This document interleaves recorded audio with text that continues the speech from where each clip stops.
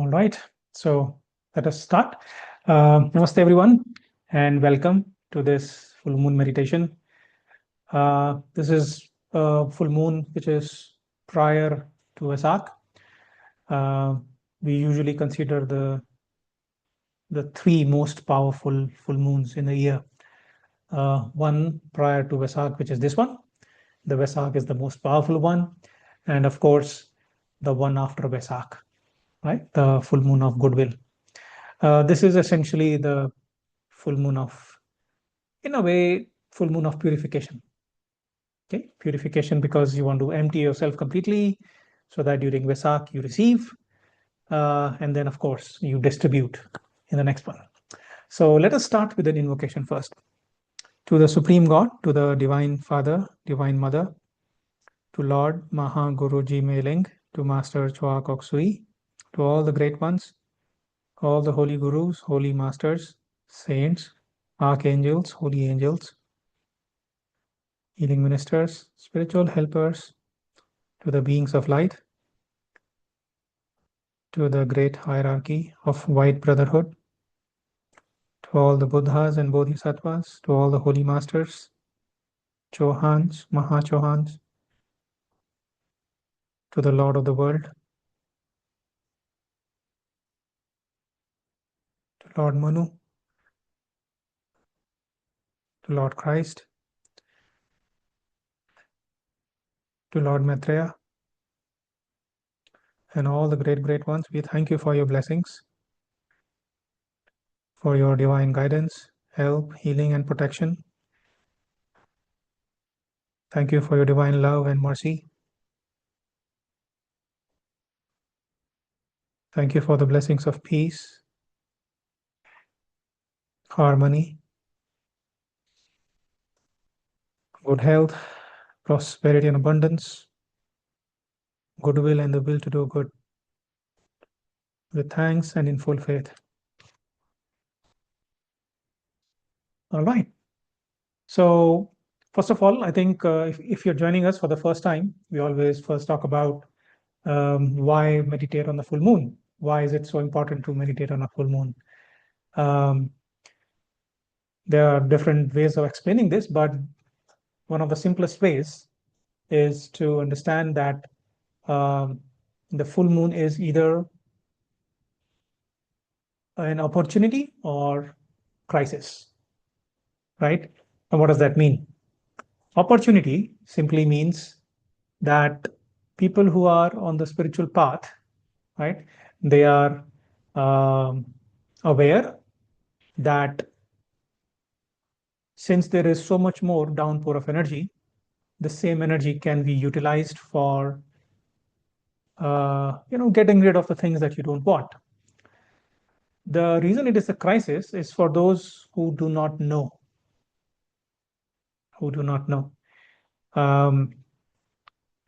So the energy acts like a fertilizer.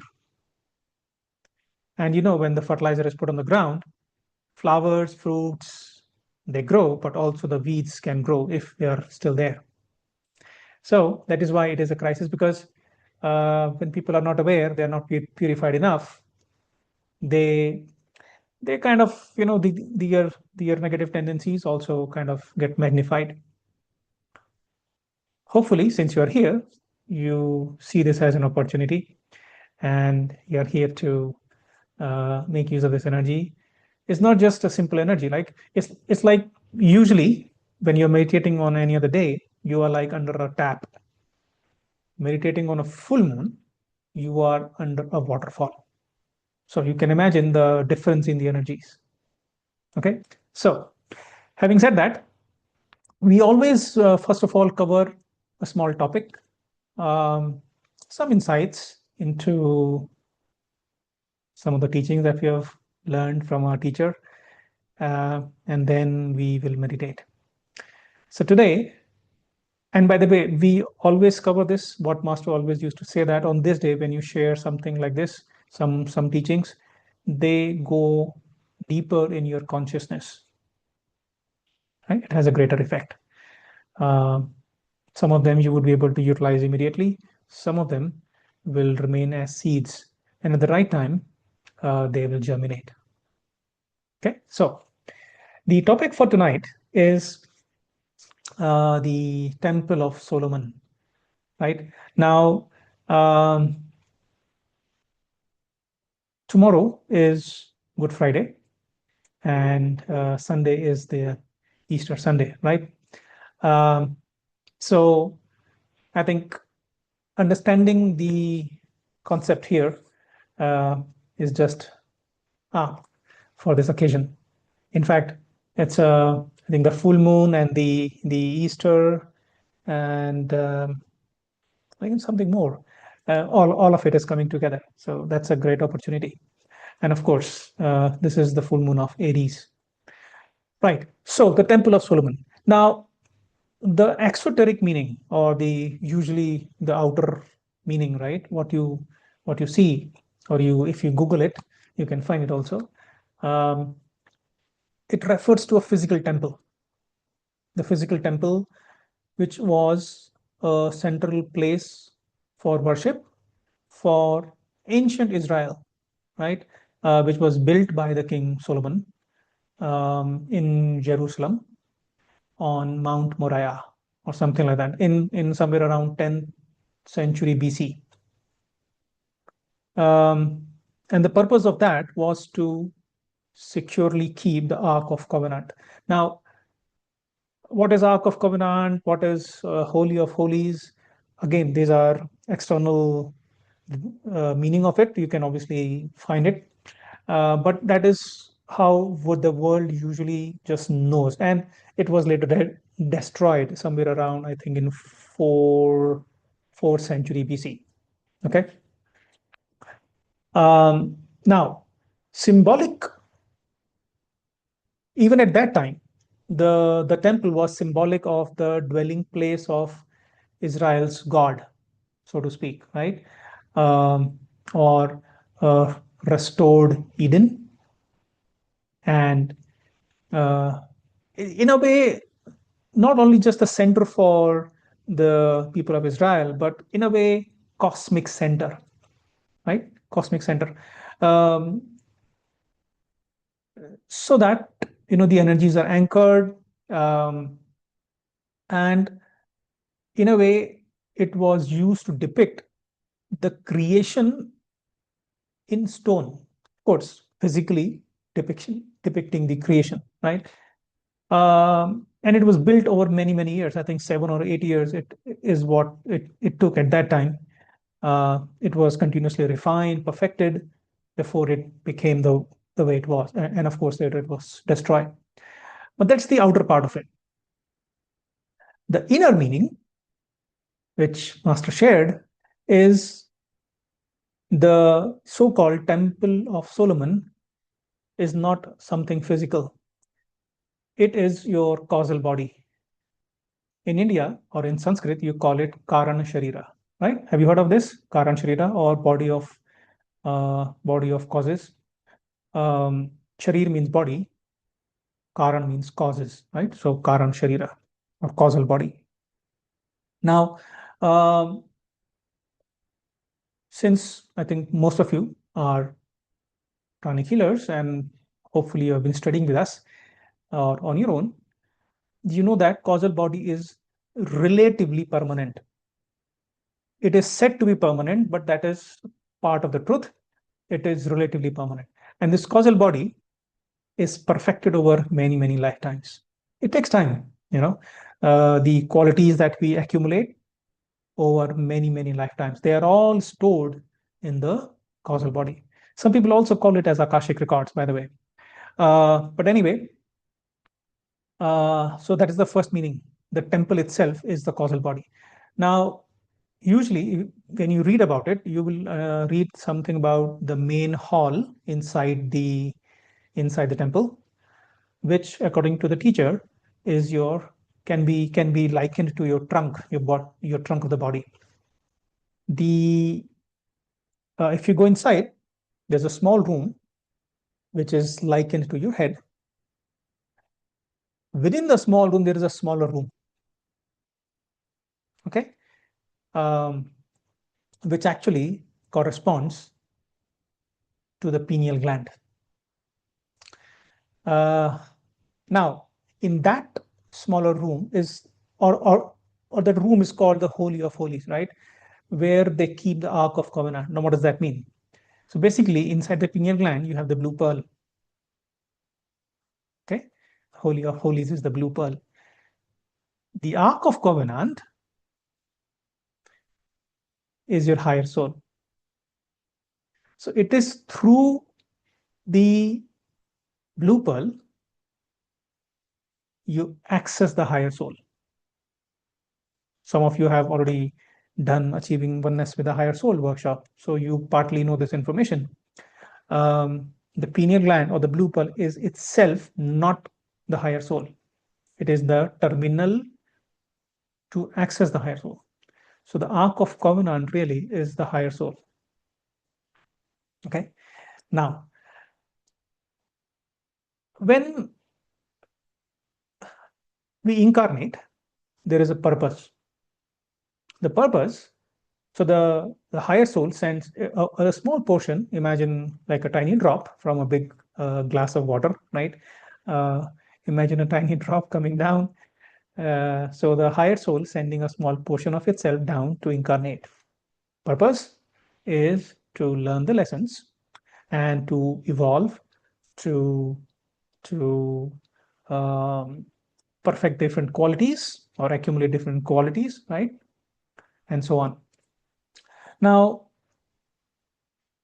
when all the qualities have been perfected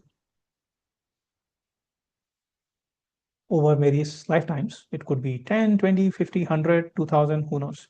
We don't know how many lifetimes, but when that is done, that is when the causal body is destroyed. And that, in its inner meaning, there is another layer of meaning to this. It is symbolized by the crucifixion of Lord Christ. Okay, so crucifixion is equal to the death of the causal body. Now, it is the causal body which gives the sense of separatedness or separativeness or individuality, right? The divine spark uses the causal body. The divine spark comes down into the higher soul sends a portion down. So at the level of the higher soul, the divine spark uses the causal body to individualize, to create a so-called separate spiritual entity. Separate spiritual entity. So this is where, or perhaps this is the root uh, of this individuality, is the so-called ahamkar, which we see, ahankar, where you when you see or you hear this word in India or Sanskrit, it essentially refers to uh, pride, the negative pride, essentially, right? Or the ego, as somebody calls it. But in its true meaning, ego is simply the sense of self. Ego is the sense of self. It is neither positive nor negative. And that is why in theosophy, causal body is called ego. Right? The divine spark is the monad or monad, and the causal body is referred to as ego. This is just to make sure you understand, because when some of you read some of the books, especially the theosophical books, you will see, oh, why is it called ego? It is nothing but the causal body. So one and the same. The reason is the causal body gives the sense of individuality, the unique individual self. Now, at the end, when the causal body is broken, what happens? It is resolved back, and which then leads to the sense of unity or oneness. Unity or oneness. From separatedness or from individuality to oneness. So you see the change happening here. And as we said earlier, that is symbolized by the crucifixion of Lord Christ. Now, so the real question is, how does one go from the so-called ego, as we understand in the modern context, right, or the pride, ahankar, in a more negative sense, from that place to the place of uh, perfection of the causal body, right? Developing the ego in a more positive sense. And that's the key. That is the more important. We understand theoretically, okay, what is crucifixion and so on, what is causal body and so on. But the real point is, okay, sure, it takes many, many lifetimes to accumulate these lessons um, and perfect the causal body. In many of the occasions, some of the students ask, okay, and Master was also asked the same question at times, Master, what is the way to nirvana, liberation, and so on, or moksha, whatever you want to call it. But uh, so, in a certain sense, the breaking of the causal body is at one level of truth is your moksha, the nirvana. So, if you want to do that, you have to understand how to do that. Uh, we are not saying that probably you will achieve it in this lifetime, but at least unless you take the efforts to do that, uh, I mean, it can take many, many, many more lifetimes. So, three things you have to remember how to perfect your causal body. Number one, and most important one, is by developing discrimination or discernment. Discernment, or in Sanskrit, you will call it vivek, vivek or vivek, uh, awareness through self study. Self study, which means seeing things as they truly are, beyond your emotions, beyond your biases, beyond your illusions, beyond your glamours, seeing things as they truly are. What does that mean? Sometimes you may have experienced that something happens in your life and you tend to get disturbed by the event, and sometimes you react with your emotions. Uh, and then later you may figure out, oh, you know what? Uh, this was not required. But at that time, you reacted with your emotions. Maybe you were angry, maybe you blamed someone, or something like that. Um, but when you are truly aligned with your soul, when you're able to act through your soul or as a soul, you are not reacting emotionally. Right? You are able to withdraw and say, hey, you know what? Hang on, let me see what is happening. You observe and then you respond. So that is the first uh, thing you need to understand in terms of how to perfect the causal body. Number two, purifications, virtues, character building, right? Loving kindness, generosity, humility, courage, honesty. So these are all, when you develop these virtues, by the way, it is not just purification, but also these virtues become the building blocks of your causal body. You have to understand that, like, say, for example, you want to remodel the house, right? So you will have to break something away and then replace that with the new material. Yes or no? In the same way, when you talk about the perfecting the causal body, you have to understand that unless you let go of something old and replace it with something new, it doesn't change, isn't it? That's the meaning of remodeling or restructuring, creative destruction. So the virtues are your building blocks or your new building blocks, your bricks that you put on your on your building. Without that, the building doesn't stand, right? You have to have new material. So as you develop the virtues, they provide the new particles to your causal body. Have you ever seen when you break down a building, you use some of the old material? Mostly not, right? You kind of never use the old cement or the old bricks and stuff. You always bring something new. There's nothing new here also, right? When you talk about the causal body. The third thing is uh, your service. Service without expectation. Service without expectation. Because it is the service which purifies your karma. Some of you have done Arhatic Yoga also. Um, you know that when we are on the spiritual path, sometimes there will be situations which are not so good. I mean, which are a little difficult for you. Uh, it is possible that some of these are manifestations of your negative karma. Now, in your life, when you have, let's say, some health problem or something like that, right? You have an insurance if you have to spend a lot of money, right? In the same way, so that you don't have to spend from your pocket. Uh, in the same way, the service is your insurance policy against the so-called manifesting negative karma, right? And as you keep doing that, one, it is an insurance policy, but also at the same time, it is generating a lot of good karma and adding the bank balance in your or the bricks for your causal body, right?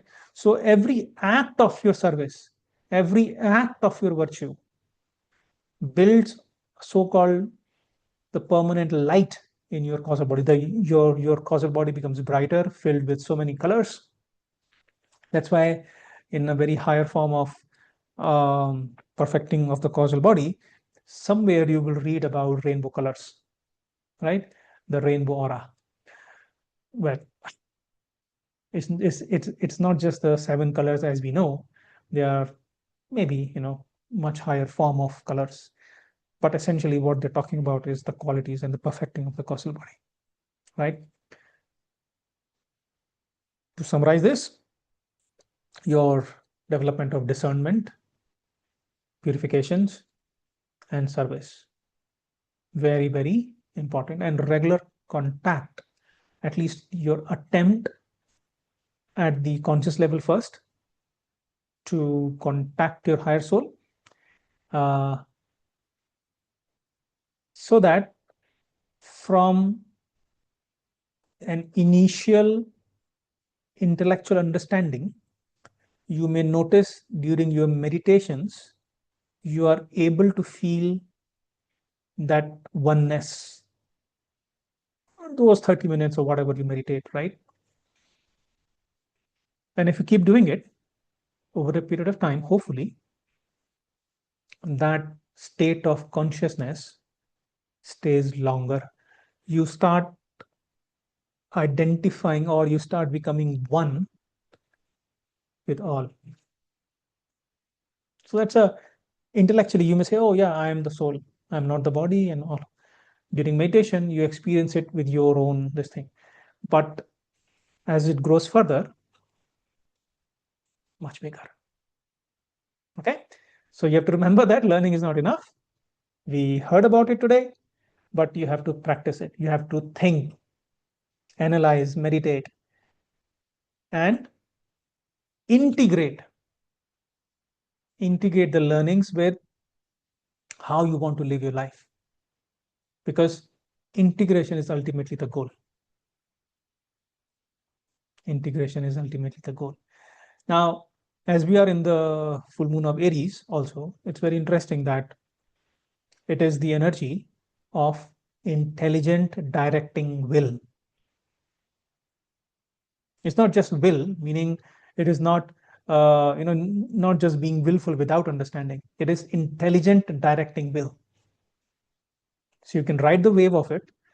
At least in this month, there's this downpour of energy, which will help you, if you want to take up study of your spiritual matters, you want to study your own life. For example, you see the conflict happening in the world, right? And it is easy to say, hey, they are fighting. But if you are careful enough, if you practice the first thing which we talked about, the so-called discernment or the viveka, the self-study, instead of pointing like that, you will say, in what way am I contributing to this conflict? Is there any energy of conflict within me? Am I being cruel to someone with my words, with my actions, with my thoughts? Am I being critical towards others? And so on. Because humanity is a single disciple. It is easy to say, okay, you are wrong, that person is wrong, that is wrong, they are wrong. But you have to understand that these energy, and you are able to see that because you are able to identify that energy within you. There is something within you that resonates with that. That's why you're able to identify. So you have to, that is why when we invoke always, right, we invoke for our um, purification, we become aware of these tendencies, qualities. As we change, and Master always used to say, as you change, the world changes to a certain degree, qualitatively and quantitatively. So we would highly encourage you to, develop your mind. Of course, you become aware of um, what's happening within you and take conscious efforts to purify yourself. All right. So with that, um, let us meditate, shall we? Okay. So we will use the Great Invocation prayer for um meditating today. So raise your hands in blessing. Visualize Mother Earth in front of you.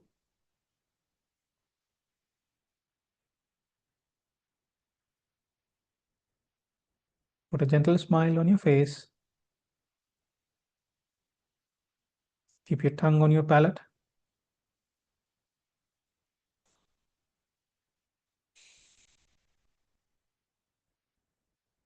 Now be aware of your Agnya Chakra between your eyebrows. And be aware that there is a point of light inside your Agnya.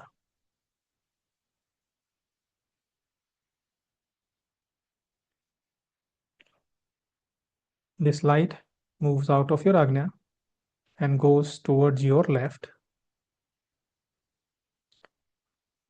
and meets another point of light. Imagine a point of light on your left. From that point, go towards your right, meeting another point of light. And from your right, the energy comes back to your Agnya, completing the triangle. So you have a triangle connecting your Agnya chakra with two other points of light, one on your left, one on your right. And be aware that this triangle of light is connected with a vast network of triangles.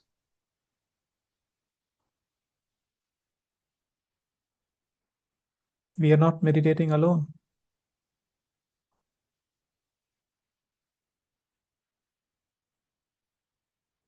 And this triangle network of triangles is covering the entire earth. Silently follow me. From the point of light within the mind of God, let light stream forth into the minds of men. Let light descend on earth. Let light descend on the entire humanity. Now be aware that light is coming in the middle of your triangle from above, from higher beings, from the holy masters, from the hierarchy.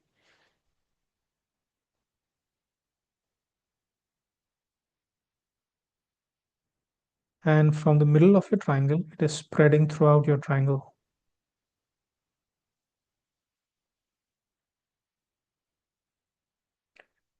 Now circulate this energy 3 times, starting from your Agnya.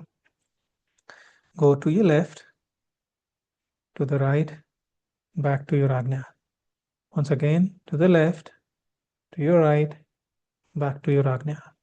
You don't have to move your hands, just visualize the energy moving clockwise, looking from above. One more time.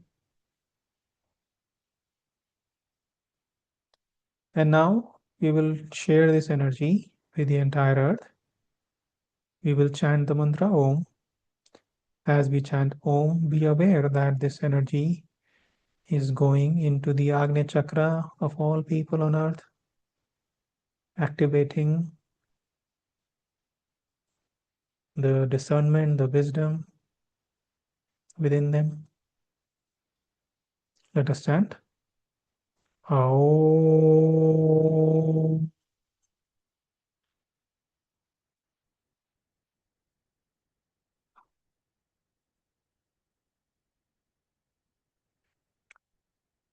Now be aware of your forehead. Visualize a point of light inside your forehead. And visualize 2 other points of light, one on your left, one on your right, connected with the point of light in your in your forehead. This is the triangle of love. And be aware that your triangle is connected with many, many other triangles of love.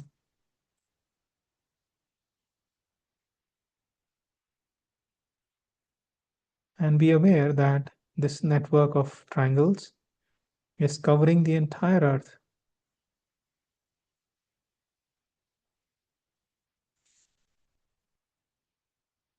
From the point of love within the heart of God, let love stream forth into the hearts of every person, every being. Let love descend on earth. May Christ return to earth. Now be aware of the energy of love descending down in the middle of your triangle, spreading throughout your triangle.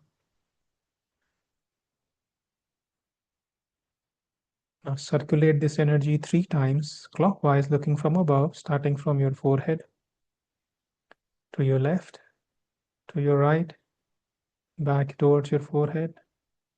Once again, and once again. Now let us share this energy with the entire earth. Now as we chant Om, be aware that this energy is going into the heart chakras of every person, every being, invoking the energy of love, kindness, compassion, generosity.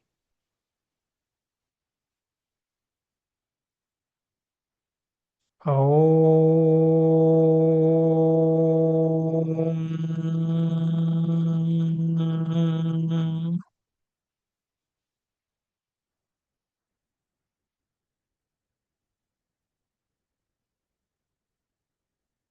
Now be aware of your crown.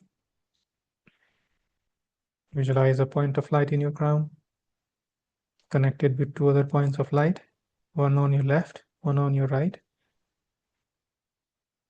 This is the triangle of will, the goodwill, triangle of power, triangle of will to do good.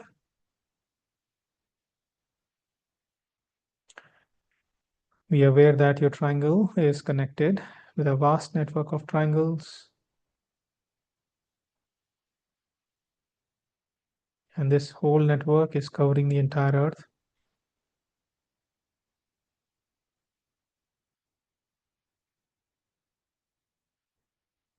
From the center where the will of God is known, which we call as Shambhala,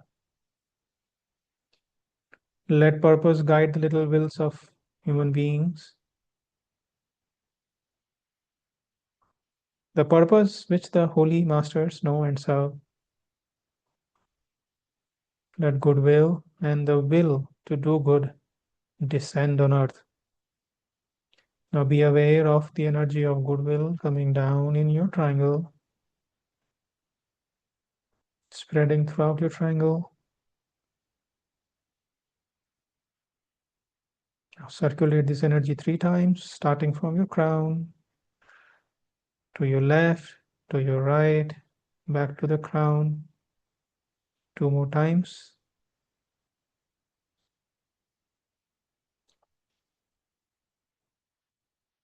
We will now chant Om.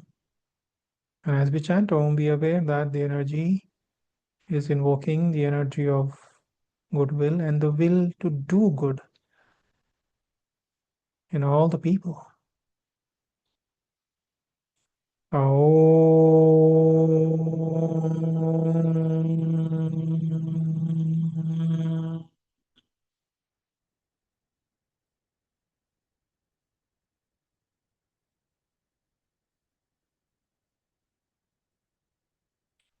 From the center, which we call the race of men, let the plan of love and light work out, and may it seal the door where evil dwells.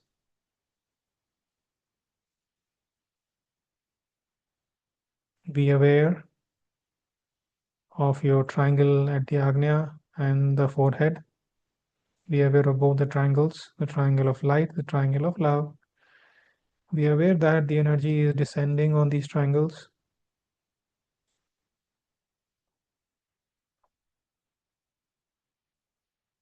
spreading throughout your triangle. Now circulate the energy in both of your triangles 3 times, clockwise looking from above. 1, 2, and 3.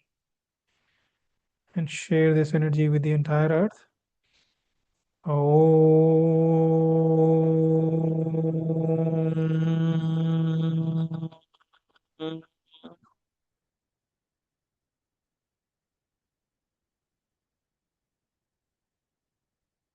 Let light, love, and power restore the divine plan on earth. Let light, love, and power manifest, anchor the divine plan on earth.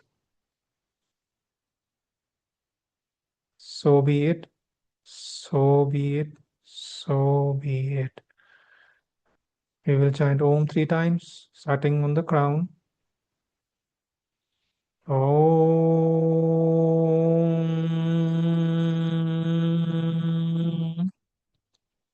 Forehead. Om.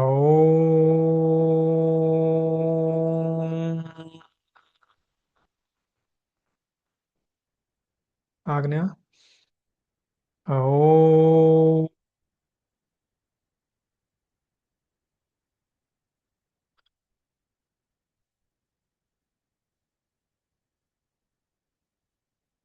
May the power of one light pour through the group of world servers. May the love of one soul characterize the lives of all those who seek to aid the great ones. May we fulfill our part through self-forgetfulness, harmlessness, and right speech. So be it, so be it, so be it.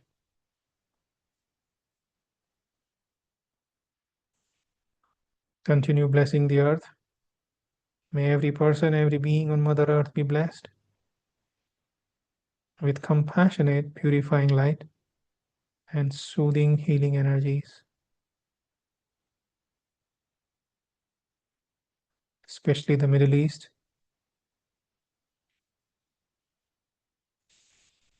May every person, every being be soothed of their pain, sorrow, and suffering.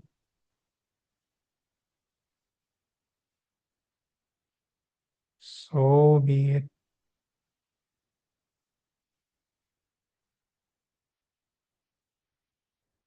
Let the energies of peace descend on all the people on earth, all the beings on earth. Peace, peace,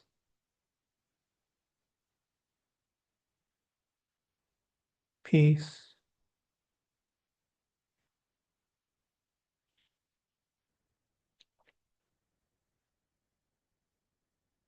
May every person, every being be blessed without exception with divine light, divine love, divine power, and compassionate love of God, the light of God. May every person be blessed with goodwill, the will to do good, the will to sacrifice, the will to serve. So be it. May every person be blessed with loving kindness, harmlessness, generosity, compassion. So be it.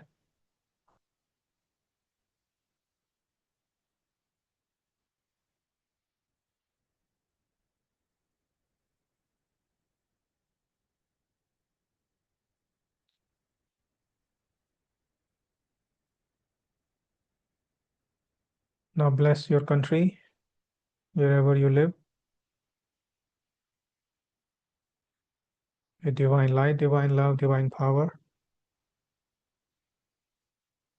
with harmony, with progress, with spirituality, with prosperity and abundance. So be it. With divine mercy and divine protection. So be it.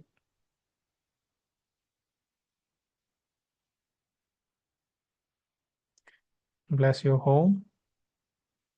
Shower your home. Be aware that there is the vortex of energy, energies of love, peace, forgiveness descending on your home. Big vortex of energy. And from your home, it is also spreading throughout your neighborhood, filling everyone, every home, every building with the energies of peace, love, and forgiveness. So be it. May these energies be also anchored in your home.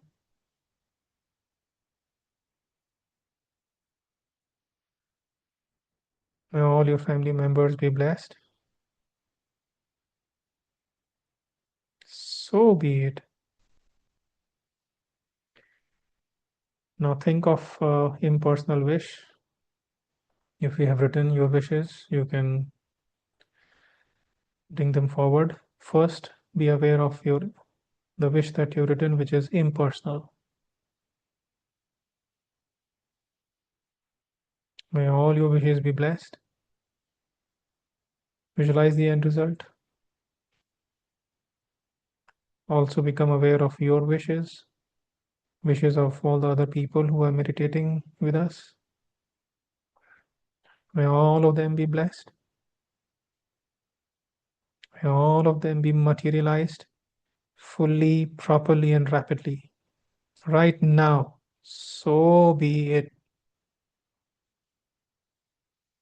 In the name of Supreme God, in the name of Lord Mahaguruji Mailing, in the name of Master Chua Koksui, so be it, so be it, so it is.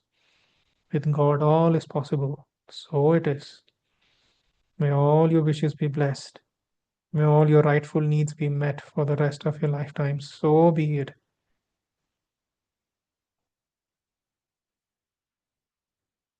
May all your said and unsaid wishes be blessed. So be it.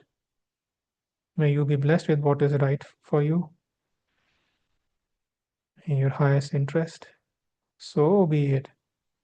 May your life be blessed. May your life be healed. So be it. Om. Amen. Amen. Tathastu. So it is.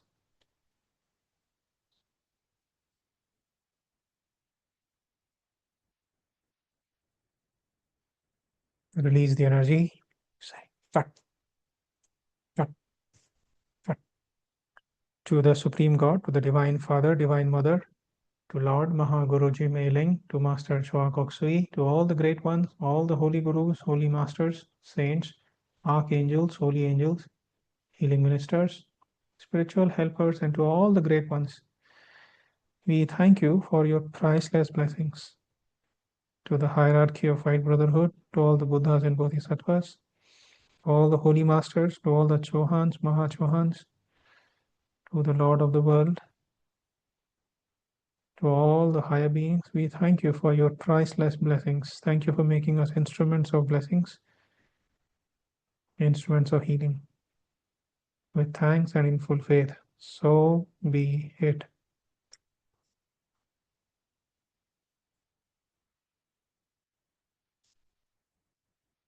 All right. You may gently open your eyes. Now, we hope you're okay. You're feeling okay, I hope. The energies are still quite intense, but if you want to continue for some more time to sit in silence, please feel free to do that. But afterwards, please do get up and do body shaking exercises. And of course, exercise all your body parts, your joints, move all your joints. And if you're feeling heaviness or congestion, you could do more of rooting. Actually, let's just do little rooting. So just be aware, you can put your hands facing downwards. Be aware of the soles of your feet and the base of your spine. Be aware of the energy going down, down, down into the earth from the soles of your feet and the base of your spine. May Mother Earth be blessed. May Mother Earth be revitalized and rejuvenated. So be it. Blessings be to Mother Earth. So be it. I am connected and rooted to Mother Earth. So be it. Be aware of the energy going down 3 meters or 10 feet deep.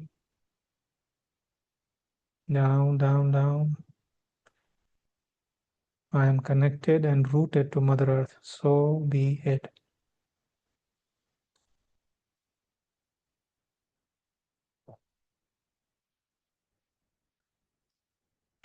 All right. I think that should help.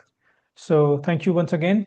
Um, do write to us with your experiences. Actually, you could share them now. So we allow you to unmute yourself.